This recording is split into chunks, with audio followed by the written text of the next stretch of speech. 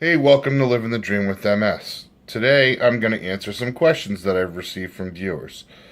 Hopefully, this will answer questions that have been asked that you've thought of asking. And if I get more questions, I'll do another video like this.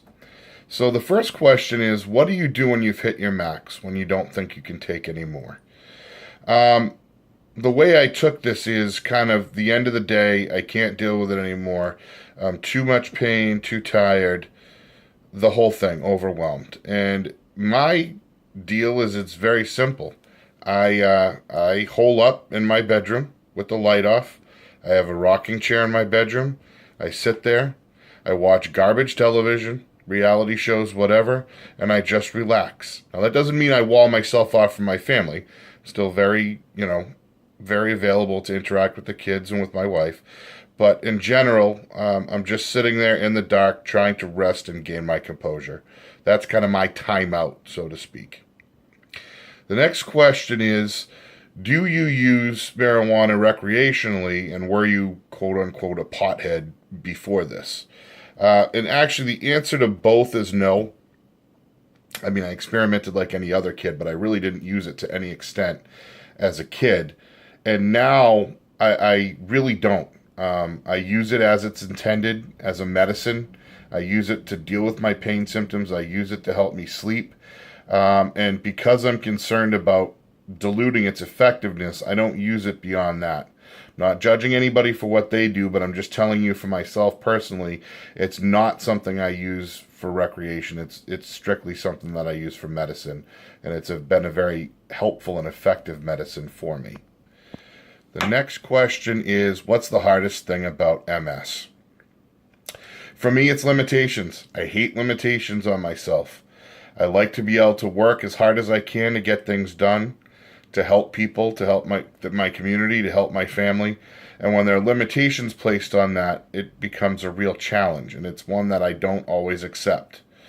This weekend was an example.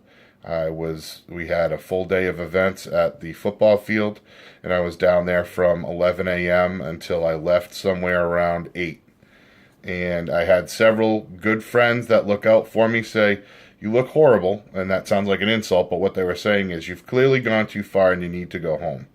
And after a while, I actually did take the advice and go home and rest and understand that I've done, I did my contribution. I worked very hard. But if I don't accept my limitations, I'm not going to be available to work hard the next time. Not always the advice I take, but I try to remind myself, and that's definitely the hardest thing, is the limitations.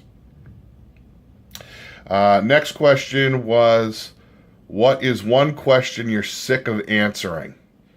Actually, my answer to that is none. If somebody's asking me a question about my disease, that shows an interest and a level of respect that I'm flattered by, and I love answering questions. So as long as somebody's coming at me with a respectful and reasonable question, I'll answer them all day long, because hopefully that will educate people about what I'm going through, maybe what somebody else that they know is going through, and help further awareness. So, what's the pain like, those kind of things. I do get asked them a lot, but I'm not sick of them. They don't bother me. I just as soon you ask. Ask the question, and if I can answer it, I will. The last one is an interesting one, because I can only go from what I know. And the last one is, can MS kill you? I have in recent years in my business as a financial planner seen MS listed as a cause of death.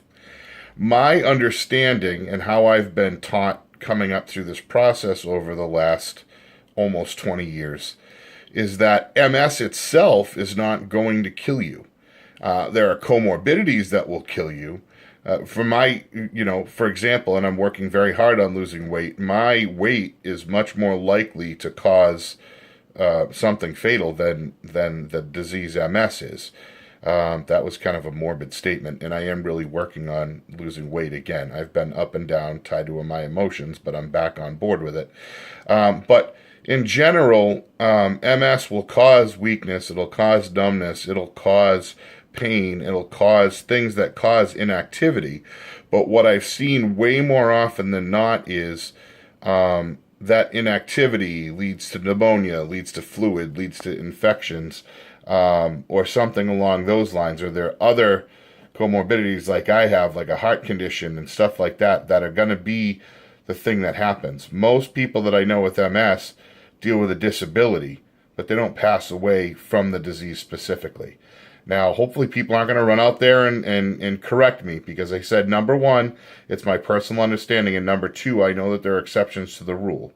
What I'm saying is, as a general rule, the answer is no. MS is not the thing that's going to cause people to pass away. So those are the 5 that I have for right now. I'm honored that people had the interest to ask me questions. I would love to answer more questions. The other thing that it's doing, quite frankly, is it's helping me focus a little bit, because, as I said the last couple of weeks, it's been challenging, and this has helped me focus on some of the more positive things rather than the challenges that I'm dealing with right now. I enjoy this. Hopefully you do too. And I'm going to keep living the dream with MS.